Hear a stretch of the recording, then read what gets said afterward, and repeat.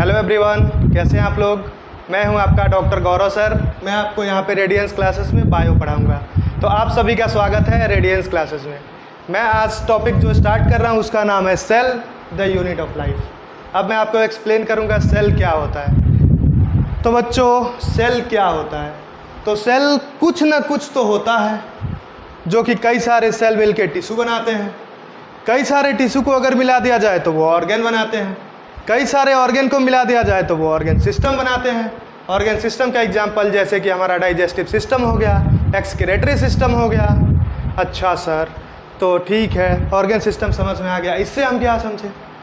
Sir, अगर हमारी body functioning कर रही है, प्रॉपर फंक्शनिंग कर रही है, मतलब कि हमारा ऑर्गेन सिस्टम प्रॉपरली वर्क कर रहा है। जैसे हम ह्यूमन में सोचें तो अगर जैसे हम एग्जांपल लेते हैं डाइजेस्टिव सिस्टम का, तो अगर हमारा डाइजेस्टिव सिस्टम प्रॉपरली वर्क कर रहा है मतलब कि हम हेल्दी हैं।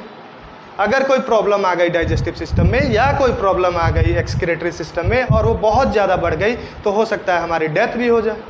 तो मतलब कि ऑर्गेन सिस्टम अगर प्रॉपरली वर्क कर रहा है, इसका मतलब आपका ऑर्गेन प्रॉपरली वर्क कर रहा है, इसका मतलब आपका टिश्यू प्रॉपरली वर्क कर रहा है, इसका मतलब आपका सेल प्रॉपरली वर्क कर रहा है। मतलब सर, कहना यह है कि ऑर्गेन सिस्टम प्रॉपरली वर्क कर रहा है, इसका मतलब जो छोटा से छोटा यूनिट है हमारा, जो सबसे छोटा यूनिट क्या है, सेल, वो प्रॉपरली वर्क कर रहा है। मतलब कि सर, हमारे ऑर्गेन सिस्टम की फंक्शनिंग कहीं ना कहीं सेल पे डिपेंडेंट है। बिल्कुल। और अगर हमारे ऑर्गेन सिस्टम की फंक्शनिंग सेल पे डिपेंडेंट है मतलब कि हमारी बॉडी की फंक्शनिंग कहीं ना कहीं पूरी बेसिक यूनिट सेल पे डिपेंड है। अब हमारे चैप्टर का नाम है cell the basic unit of life. तो सेल को ही बेसिक यूनिट ऑफ लाइफ क्यों कहते हैं? किसी चीज़ को बेसिक यूनिट ऑफ लाइफ और क्यों नहीं कह देते हैं? जैसे सेल के अंदर है माइटोकॉन्ड्रिया। माइटोकॉन्ड्रिया को powerhouse of the cell कहते हैं। पूरा एटीपी उसके पास रहता है।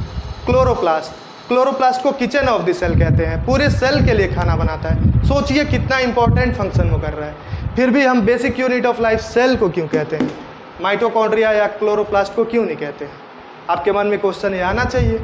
अगर आपके पास क्वेश्चन आया है तो उसका सॉल्यूशन हमारे पास है। आपकी एनसीईआरटी लिखती है कि कोई भी चीज़ जो सेल से छोटा हो, anything less than a complete cell does not ensure free living existence. मतलब सर, इसका मतलब ये है कि कोई भी चीज़ हो, अगर वो सेल से छोटा है तो उसका फ्री लिविंग एग्जिस्टेंस नहीं है। मतलब कि किसी भी चीज़ का फ्री लिविंग एग्जिस्टेंस होने के लिए, फ्री लिविंग एग्जिस्टेंस मतलब उसको सर्वाइव करने के लिए कम से कम एक लाइव सेल का होना ज़रूरी है।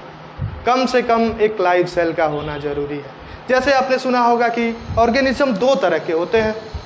एक तो होते हैं यूनिसेलुलर ऑर्गेनिज्म, मतलब कि उनकी कंप्लीट बॉडी एक सिंगल सेल से मिलकर बनी होती है। दूसरे होते हैं मल्टी सेलुलर ऑर्गेनिज्म, जिनकी बॉडी कई सारे सेल से मिलकर बने होते हैं। तो सर, ये यूनिसेलुलर ऑर्गेनिज्म सर्वाइव क्यों कर पाते हैं? यूनिसेलुलर ऑर्गेनिज्म इसीलिए सर्वाइव कर पाते हैं क्योंकि सर्वाइवल के लिए जितने भी रिएक्शंस हैं, जितने भी फंक्शंस हैं जिसकी रिक्वायरमेंट होती है, वो कंप्लीट कर पा रहे हैं। मतलब सर, कम से कम एक सेल होना चाहिए लिविंग के लिए, क्योंकि एक सेल अगर मिनिमम होगा तभी वो हमारे लाइफ रहने के लिए जितने भी फंक्शंस और रिएक्शन की ज़रूरत है वो कंप्लीट कर पाएगा। तो सेल का डेफिनेशन जैसा आप सबने पढ़ा होगा कि सेल इज बेसिक या fundamental unit, basic structural unit and basic functional unit of life. तो बेसिक या फंडामेंटल यूनिट क्यों होता है? क्योंकि सेल से छोटा किसी भी चीज़ का फ्री लिविंग एग्जिस्टेंस नहीं होता है। मतलब सबसे बेसिक यूनिट जिसका फ्री लिविंग एग्जिस्टेंस है वो सेल है, इसीलिए उसको बेसिक या फंडामेंटल यूनिट बोलते हैं। अब सर, दूसरा टर्म आया है स्ट्रक्चरल यूनिट। स्ट्रक्चरल यूनिट क्यों है सेल? तो सेल स्ट्रक्चरल यूनिट इसीलिए है कि जिस प्रकार से ब्रिक्स यानी ईंट से जोड़ते जाओ अब दीवार बनते जाता है, घर बनते जाता है, उसी तरह सेल से मिला के डिफरेंट ऑर्गेनिज्म बनते जाते हैं। जैसे कई सारे सेल को मिलाइए टिश्यू बना, कई सारे टिश्यू को मिला के ऑर्गेन बना, कई सारे ऑर्गेन को मिला के ऑर्गेन सिस्टम बना। मतलब कि सब कहीं ना कहीं सेल से मिलके बना है, इसीलिए इसको बेसिक स्ट्रक्चरल यूनिट कहते हैं। अब बेसिक फंक्शनल यूनिट उसको क्यों कहते हैं, इसके पीछे भी एक रीज़न है।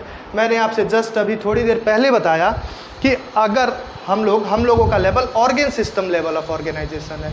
तो अगर हमारा ऑर्गेन सिस्टम जैसे कि डाइजेस्टिव सिस्टम हो गया, एक्सक्रीटरी सिस्टम हो गया, अगर वो प्रॉपरली फंक्शनिंग कर पा रहा है, इसका मतलब कि हमारा ऑर्गेन जो उसमें इन्वॉल्व है वो प्रॉपरली फंक्शनिंग कर पा रहा है, मतलब कि जो टिश्यू उस ऑर्गेन को बनाया है वो प्रॉपरली फंक्शन कर पा रहा है, मतलब कि इस टिश्यू को जिस सेल ने बनाया है वो प्रॉपरली फंक्शन कर पा रहा है। मतलब कि इसका कंक्लूजन ये है कि अगर हम प्रॉपरली फंक्शनिंग कर पा रहे हैं, हमारी बॉडी प्रॉपरली फंक्शनिंग कर पा रही है, इसका मतलब ऑर्गेन सिस्टम प्रॉपरली फंक्शन कर पा रहा है।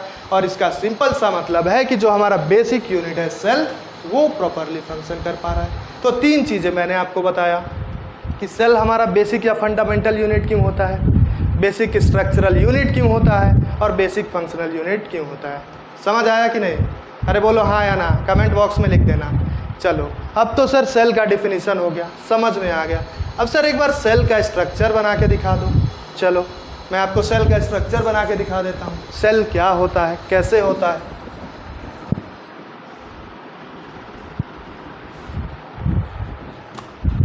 तो जैसे मैं एक कॉमन प्लांट और एनिमल सेल दोनों लेके बात कर रहा हूँ, सिर्फ एनिमल सेल की बात नहीं कर रहा हूँ। तो आप लोगों ने पहले पढ़ा होगा या फिर नहीं पढ़ा होगा, तो मैं पढ़ा दे रहा हूँ सेल का स्ट्रक्चर। ये जो सबसे बाहर वाला लेयर होता है, इसको हम लोग बोलते हैं सेल वॉल। क्या बोलते हैं? Cell wall. ठीक है सर, समझ में आया। अब ये दूसरा लेयर होता है, इसको क्या बोलते हैं? तो सेल वॉल के अंदर जो लेयर होता है, इसको हम बोलते हैं सेल मेम्ब्रेन। क्या बोलते हैं बच्चों? Cell membrane. और सेल मेम्ब्रेन के अंदर ये जो छोटा सा कुछ चीज़ दिख रहा है, ये क्या है? ये है हमारा न्यूक्लियस। क्या है? न्यूक्लियस। यही न्यूक्लियस हमारे जेनेटिक मटेरियल को स्टोर करता है। इसी न्यूक्लियस में हमारे डीएनए होते हैं, जिसके बारे में हम आपको आगे पढ़ाएंगे। अभी सेल का स्ट्रक्चर बताना है आप।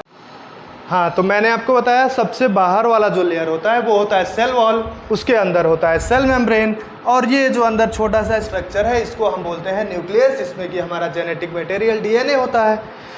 और ये जो स्पेस है सेल मेम्ब्रेन और न्यूक्लियस के बीच में, इस स्पेस को हम कहते हैं साइटोप्लाज्म। और इसी साइटोप्लाज्म में सेल की मैक्सिमम रिएक्शन चलती है। ठीक है सर, समझ में आ गया। अब ये जो न्यूक्लियस और साइटोप्लाज्म, ये जो स्पेस है सेल मेम्ब्रेन के अंदर का, जिसमें बेसिकली न्यूक्लियस होता है और साइटोप्लाज्म होता है, इसको हम क्या कहते हैं? प्रोटोप्लाज्म। क्या कहते हैं? प्रोटोप्लाज्म। प्रोटोप्लाज्म आपने सुना होगा, ये सेल को लिविंग रखने के लिए ज़रूरी है। अगर कोई सेल लिविंग है, इसका मतलब उसमें प्रोटोप्लाज्म है, क्योंकि लिविंग रखने के लिए जितने भी रिएक्शंस होते हैं वो सब हमारे प्रोटोप्लाज्म में चलते हैं। तो अगर कोई आपसे पूछे प्रोटोप्लाज्म क्या होता है, तो आप सिंपली कहिएगा साइटोप्लाज्म प्लस न्यूक्लियस को मिला के हम प्रोटोप्लाज्म कहते हैं। इन अदर वर्ड्स, अगर दूसरे शब्द में आप कहना चाहें तो आप क्या कह सकते हैं? ये देखिए, ये स्पेस देखिए, साइटोप्लाज्म क्या होता है? सेल मेम्ब्रेन और न्यूक्लियस के बीच का स्पेस, मतलब ये स्पेस। और न्यूक्लियस क्या है? ये अंदर वाला। तो मतलब कि सर सेल मेम्ब्रेन के अंदर जो भी है उसे हम प्रोटोप्लाज्म कह सकते हैं। बिल्कुल कह सकते हैं। सेल मेम्ब्रेन के अंदर जो भी है उसको हम प्रोटोप्लाज्म कह सकते हैं, या फिर आप ये कह लीजिए न्यूक्लियस प्लस साइटोप्लाज्म को मिला के हम प्रोटोप्लाज्म कहते हैं। अब इसी से मिलता जुलता एक टर्म आता है प्रोटोप्लास्ट। क्या आता है? प्रोटोप्लास्ट। सर प्रोटोप्लाज्म तो समझ में आ गया, ये प्रोटोप्लास्ट क्या होता है? तो जैसे आपका प्रोटोप्लाज्म साइटोप्लाज्म प्लस न्यूक्लियस से मिलकर बना होता है, वैसे ही protoplast cytoplasm plus nucleus plus cell membrane से मिलकर बना होता है। मतलब सर ये जो प्रोटोप्लास्ट है वो cell membrane plus cytoplasm plus nucleus से मिलके बना होता है। ठीक है सर, समझ में आ गया। अब जैसे प्रोटोप्लाज्म को हम अदर वर्ड्स में बोले थे कि सेल मेम्ब्रेन के अंदर जो भी होता है उसको प्रोटोप्लाज्म कहते हैं, वैसे ही सर प्रोटोप्लास्ट को भी तो हम अदर वर्ड में बोल सकते हैं कि सेल वॉल के अंदर जो भी होता है उसे हम प्रोटोप्लास्ट कहते हैं। जैसे कि सेल वॉल के अंदर क्या क्या होता है?